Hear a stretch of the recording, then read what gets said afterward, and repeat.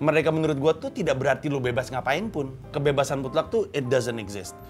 Jadi emang dari dulu sampai sekarang merdeka tuh terbuka terhadap pilihan, tapi bukan berarti lo merdeka untuk ngomong semaunya. Dan kalau lo tanya apakah sekarang udah merdeka, sudah sangat.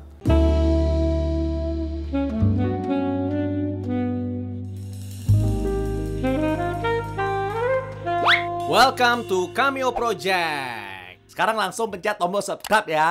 Jangan lupa pencet tombol lonceng biar dapat notifikasi. Acapcus. Ya, balik lagi sama gua, dan kali ini gua lagi sama orang yang baru pulang. Nggak baru banget sih, baru pulang dari LA. Iya. Iya, nggak. Actually gua baru nonton vlognya dari LA. Iya. Jadi gua akan memperkenalkan dengan mungkin bahasa yang dia mengerti. Hola, mi nombre es Martin. De nuevo en una conversación casual. Y esto, Panji Pragiwaksono. Yes, Ya. mantap. Los Angeles. Yang artinya Angelinos tuh banyak sekali orang-orang Hispanik. Saya tidak mengerti. Saya kalau ketemu sama orang-orang itu diajak ngobrol menghindar gue. Hola. Hombre. Iya, bini gue dipanggil seniorita di sana. Oh iya, Iya, karena muka-mukanya Latino. Seniorita gitu. Ini bukan pertama kalinya. Iya, Cuman biasanya kan kalau gue ngajak lo lebih ke receh battle atau kalau enggak POV. Iya, Ya kan, tentang isu. Nah, sekarang nih kalau di ngobrol santai ini, Ya.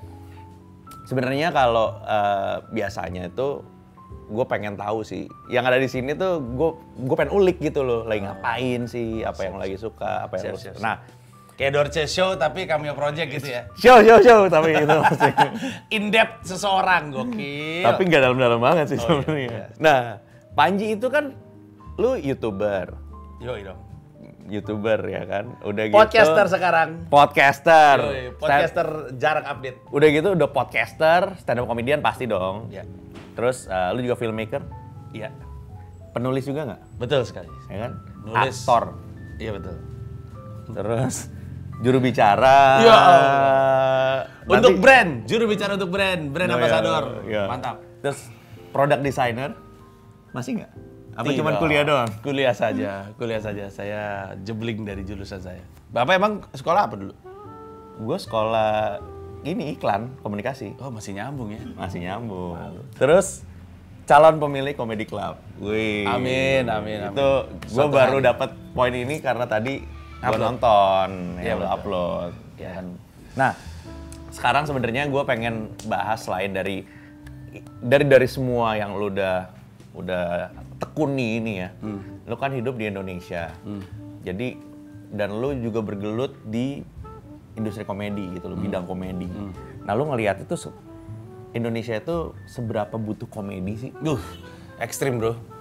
Menurut gue dimanapun lu akan selalu butuh komedi. Karena di antara semua emosi yang manusia punya, ketawa tuh selalu paling menyenangkan. Kadang ada orang nyari dibikin takut. Itulah kenapa orang nonton horor. Ada orang nyari nangis. Gue juga ngelakuin itu. Kalau lagi salah satu film yang paling sukses bikin gue nangis tuh Pursuit of Happiness. Kadang-kadang gue tonton ulang-ulang. Cowok itu sebenarnya suka ini loh. Kalau cewek suka PMS, cowok itu suka ganti hormon. Jadi sebulan sekali tuh kita tuh suka cengeng. Pada ngerasain, lu ngerasain? Oh, temen gue bilang hari ke-33.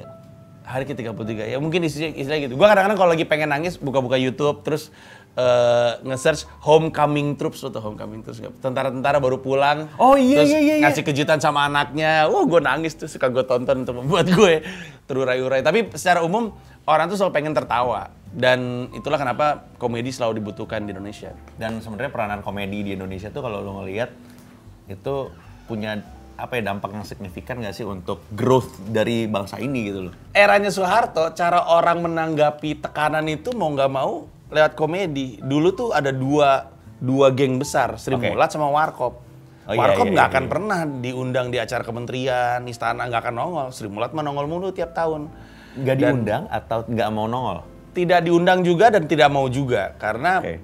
bercandaan mereka tuh banyak ngekritik pemerintah gitu. Terus kayak Bagito Show, kalau lu masih ingat Bagito Show tuh. Ingat begitu. Miing, Oh. Unang, Didin. Iya, itu tuh yang mereka lakukan tuh sebenarnya kan ngeluarin sindiran-sindiran yang kita biasa lakukan di warung-warung kopi di antara-antara kita aja, tapi dinaikin ke televisi. Dulu, gue mungkin lu pada inget, lupa ya, tapi dulu tuh Tutut anaknya Soeharto, anaknya Pak Harto, mohon maaf. Mbak Tutut anaknya Pak Harto, itu dulu dijulukin Menteri Peresmian. Jadi kerjanya peresmian mulu nih orang. Menteri kerjanya apa sih tiap peresmian ini dia nongol. Sama masyarakat tuh diomongin.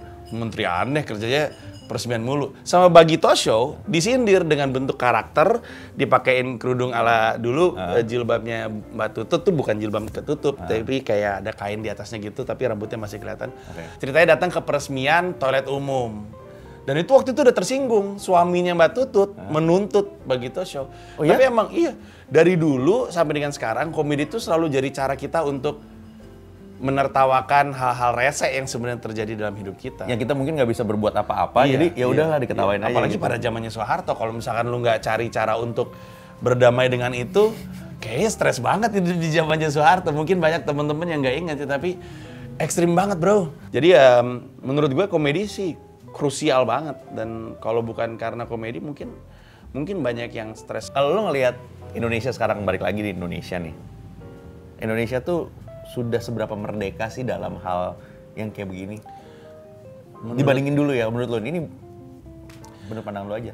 Nah ini masalahnya definisi gue terhadap merdeka sama definisi orang terhadap merdeka tuh suka beda. Oke, menurut lo, definisi lo? Merdeka bagi gue adalah merdeka terhadap pilihan.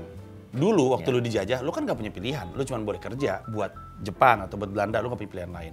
Lu cuma boleh ngelakuin A, gak boleh ngelakuin B. Merdeka tuh buat gue tuh, lu terbuka terhadap pilihan. Jadi pilihan bisa sebanyak-banyaknya. Merdeka menurut gue tuh tidak berarti lu bebas ngapain pun. Ya. Karena menurut gue itu, it doesn't exist gitu. Kebebasan mutlak tuh, it doesn't exist. Jadi emang dari dulu sampai sekarang, merdeka tuh terbuka terhadap pilihan, tapi bukan berarti lu merdeka untuk ngomong semaunya. Dan kalau lu tanya apakah sekarang udah merdeka, sudah sangat. Nah kalau lu ngeliat kan sekarang kan, kita kondisinya udah banyak pilihan, udah cukup merdeka. Ini kita terima kasihnya kepada platform yang ada teknologi, ya kan, pada content creators yang memang udah membangun. Dan kepada pemerintah, menurut lu ada nggak yang bisa dilakukan oleh pemerintah untuk mensupport ini nih, mensupport industri hiburan khususnya di komedi?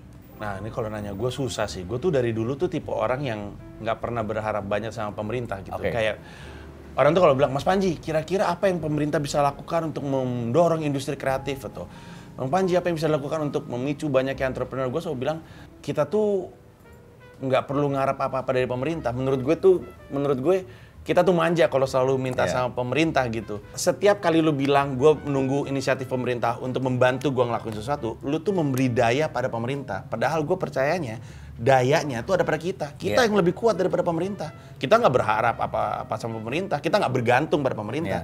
Malah pemerintah yang harusnya bergantung sama kita. Iya betul. Dan memang seharusnya kan saling melengkapi. Betulnya ada part yang pemerintah bisa kasih atau masyarakat bisa kembalikan. Nah kalau misalkan dibalik masih berhubungan dengan itu ya.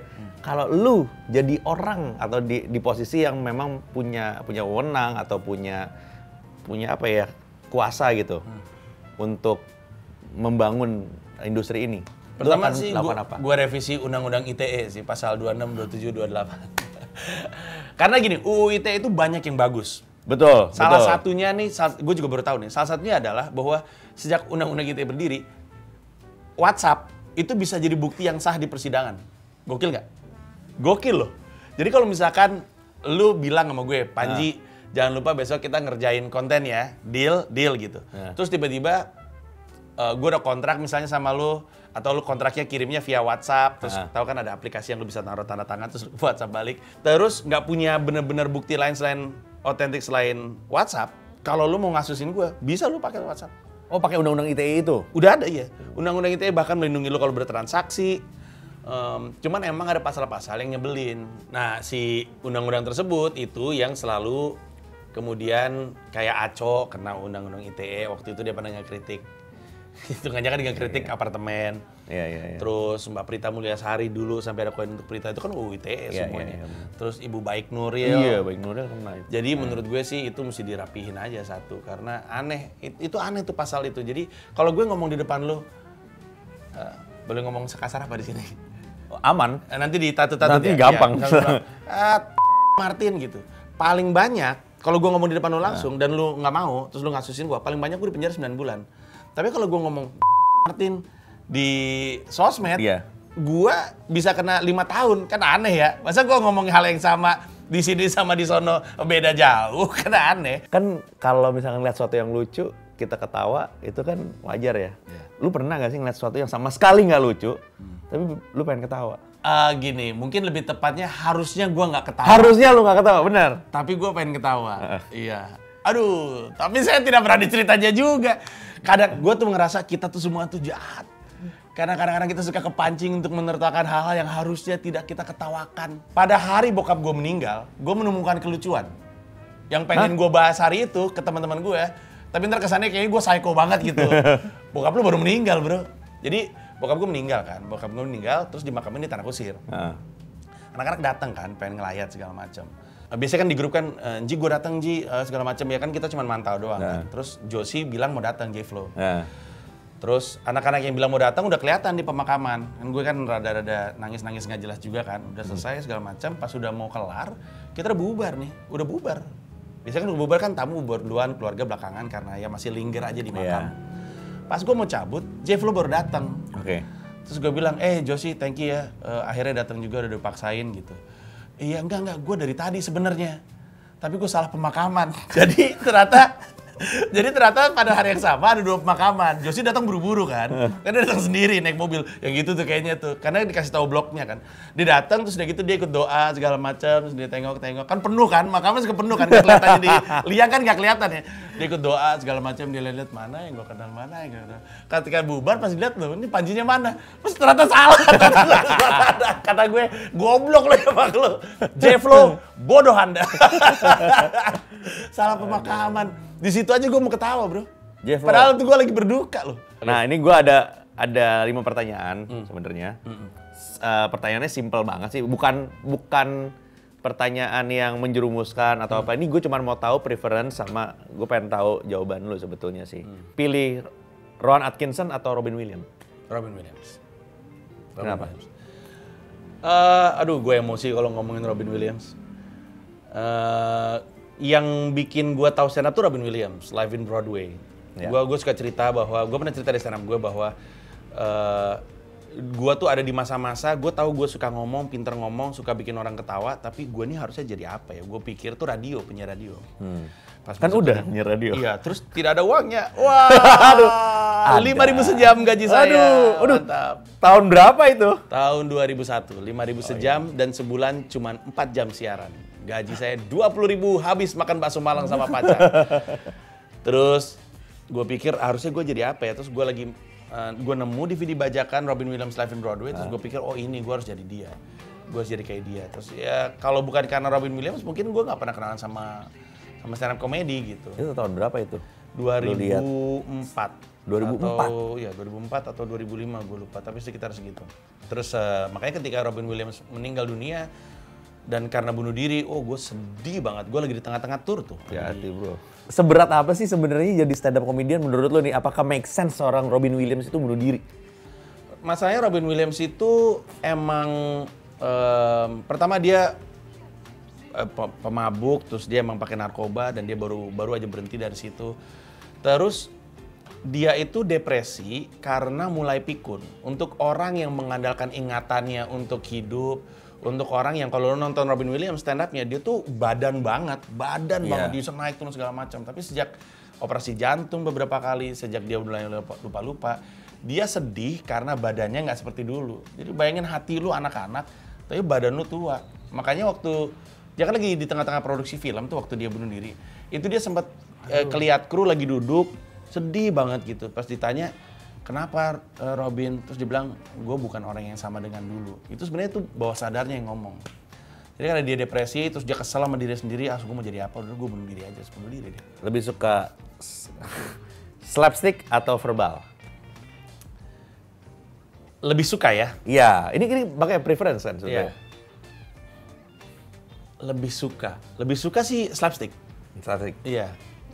Tapi gue nggak bisa ngelakuinnya. Iya. Gue ikutan OVJ nggak lucu. Dulu gue pernah ikut sketsa ngelenongnya atau komedi Betawi nggak lucu. Tapi gue selalu suka nonton slapstick. Buat gue ya, salah satu yang terlucu itu adalah kombinasi Olga almarhum dengan Raf. Menurut gue lucu banget. Ivan Gunawan lucu banget. Gue bahkan ngerasa siapa namanya penyanyi dangdut Dahlia. Bukan. Siapa suaminya Musdalifah dulu? Siapa namanya? Aduh, gue lupa. Azhar. Nazar kan? Iya, Nazar. Iya, Nazar. Lucu banget menurut gue. Dia slapstick gila, bajunya aneh-aneh, terus joget-jogetnya aneh-aneh. Tapi dia terlucu. Gue tuh ketawa terhadap hal-hal yang kayak gitu-gitu sebenarnya. Cuman karena gue nggak bisa ngelakuinnya, gue verbal jatuh. Tapi lu menikmati. Gue menikmati. Yang lu paling nikmati itu kayak gitu. Ya gue sangat suka. Makanya Sri Mulat gue suka. Kalau ini buat pilihan. Gue cuman mau tahu apa sih yang membuat lu mau masuk ke dalam dunia politik? Intinya pada suatu hari gue sadar emang kalau the very best nggak mau terjun ke politik, maka the second best, the third best, the fourth best akan masuk ke politik. Dan kalau the second, the third, and the fourth best masuk ke politik, maka hasil yang kualitas yang dihasilkan adalah second best, third best, sama fourth best. Jadi kalau misalkan kita semua pengen keputusan-keputusan politik ini yang terbaik untuk kita, ya kita harus bantu supaya orang-orang terbaik mau terjun. Oke. Gue datang dari era ketika pemerintah pasti goblok aja di mata gue. Tahun 98 dan segala macam, pemerintah pasti goblok gitu. Terus gue bahkan pernah bahas di stand up gue tahun 2012. Itu tahun 2012 itu adalah titik balik gue ketika gue berpikir, kenapa gue ngomong pemerintah goblok ya? Kalau udah tahu goblok ya jangan diserang, dibantu. Kalau lu tahu ada yang goblok kan jangan diserang, kan nggak jadi apa-apa bro. Goblok pemerintah goblok. Betul kan Indonesia? Lah barusan lu bilang goblok. Masa orang goblok lu suruh betulin? Kalau lu tahu goblok ya lu bantu. Makanya gue bikin kaos.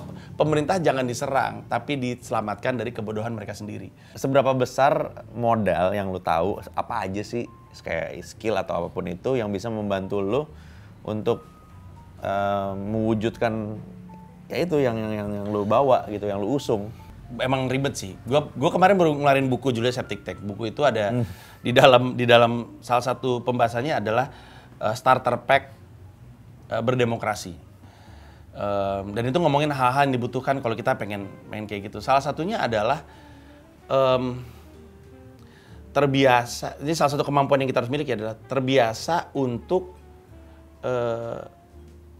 menerima perbedaan pendapat. Jadi sekarang ini ya, sejujur-jujurnya gue ngerasa banyak orang mempraktekkan kebebasan berpendapat untuk yang sependapat sama dia. Jadi gue ngerasa banyak orang tuh bilang dia pro kebebasan berpendapat, tapi kepada yang sependapat.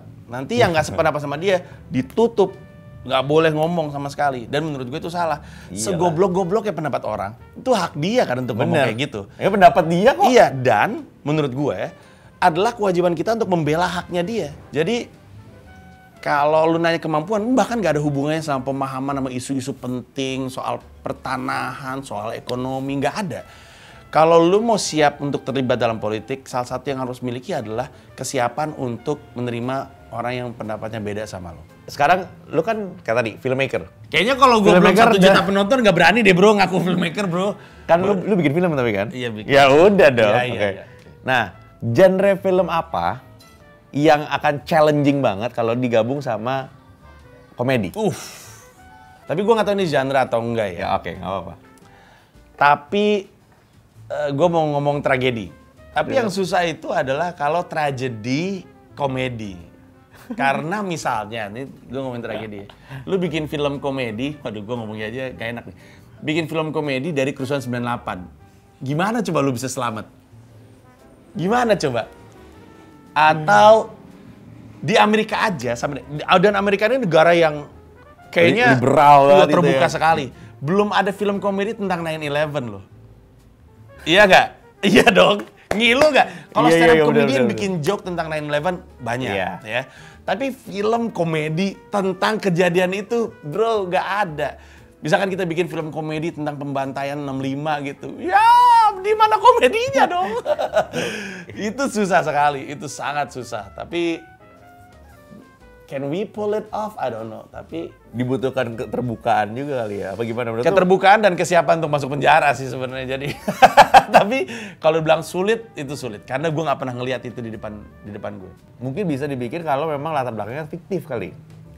Mungkin Ya kan? kalau latar belakang fiktif mungkin. Jadi bukan yang kayak ya 65 atau 98 atau bahkan tsunami gitu. But then kan. again, itu nggak benar-benar tragedi kan? Nggak benar-benar tragedi yang kita semua bisa rasakan. Tapi kalau misalnya 98, Mencari kelucuan dari penjarahan dan pemerkosaan. Ya Allah, gue Ya aja ampun. ngilu gue. Oke, next. Bisa nggak Oke, sebelum next gue ya. dihajar masa nih? Next ya, ini kan cuman pemikiran aja ya. Iya. Yang terakhir ini sebenarnya lebih ke penutup aja sih. Kalau lu udah tahu lu bakalan ada di titik seperti ini, Sekarang ini ya maksudnya? kan? Lu kan tahu nih, misalkan dulu nih lu udah tahu lu akan di titik ini sekarang. Ada beberapa hal yang memang lu puas, ada yang oke kurang puas. Hal-hal apa aja sih yang lu mau rubah? Agak susah karena gue bukan tipe orang yang suka menyesali. Oke. Kalau mengakui salah bisa, tapi gue nggak pernah kayak coba gue kayak gitu ya karena menurut gue nggak ada manfaatnya. Terus gue tuh tipe orang yang percaya nggak ada yang sia-sia selama pengalamannya jadi pelajaran. Jadi apapun yang salah gue lakukan, kalau gue tarik pelajaran sih jadi nggak sia-sia. Iya. Tapi kalau misalnya ada yang nggak pengen gue lakuin atau gue pengen bisa ubah dari hidup adalah waktu hari bokap gue meninggal, dia paginya nelpon gue. Tapi bokap gue tuh, gue nggak tahu bokap lu suka kayak gitu juga ya. Kadang-kadang lu udah nggak serumah, bokap lu nelpon aja, nggak jelas, cuman nelpon terus ya gitu, cuman mungkin kangen kali ya. Tapi kan kita kan ketemu sering juga. Pagi itu bokap gue nelpon, gue tidur, pas gue bangun, aduh jam segini kali, gue tinggal tidur. Yang gue nggak tahu adalah bokap gue was reaching out for me karena serangan jantung. Terus karena nelpon gue nggak diangkat, nelpon bini gue akhirnya. Terus dia ngasih tahu bahwa diserang jantung, terus bini gue langsung ke rumah bokap gue, terus bokap gue dibawa ke rumah sakit, tapi by the time nyampe rumah sakit udah terlambat. Kadang-kadang gue berpikir kalau gue angkat teleponnya hari itu, keadaan berbeda nggak ya? Tapi sekarang gue berpikir ya kan toh bokap gue akan meninggal juga pada akhirnya. Waktu itu umur juga udah 73 tahun, jadi nggak muda. Apapun yang bokap gue katakan hari itu atau saat itu, gue nggak tahu sebenarnya dia udah serangan jantung atau setelah dia nelpon itu ternyata dia serangan jantung, kan gue nggak pernah tahu ya. Tapi apapun itu harusnya itu jadi kesempatan terakhir gue ngomong sama bokap. Sekarang gue kalau ditanya terakhir ngomong sama bokap ngomongin apa, nggak inget gue. Dan kalau misalnya ada yang bisa gue ubah ya mungkin itu. Sedih kan? Nyesel nggak lu nanya itu sama gue? Jadi nggak lucu deh. Harusnya kan punchline. Nggak, cuman oke banget, sebenarnya banyak banget yang bisa kita obrolin lagi sih. Thank you banget Ji, Sama-sama. udah datang. Sama-sama. Gitu. Gue sering banget gue gini tapi didiemin. Terus gue, ya udah deh. Iya, saya sambut tadi. Iya, terima kasih. Terima kasih juga yang nonton. Jangan tersinggung ya. Mantap. Enjoy aja, thank you banget udah nonton dan mudah-mudahan ngobrol santai ini bisa terus ada. Amin. Ya. Subscribe Panji dan juga jangan lupa datang ke Public Market. Iya. Oh ini aja. Gua ada show stand up Hiduplah Indonesia Maya. Ini lirisnya kapan ya? Bandung, Medan, Makassar, Balikpapan, dan Jakarta. Jakarta buka penjualan tiket 30 Agustus. Infonya ada di sosmed gue. Nah, gitu Terima dia. kasih. Oke, kalau gitu. Thank you.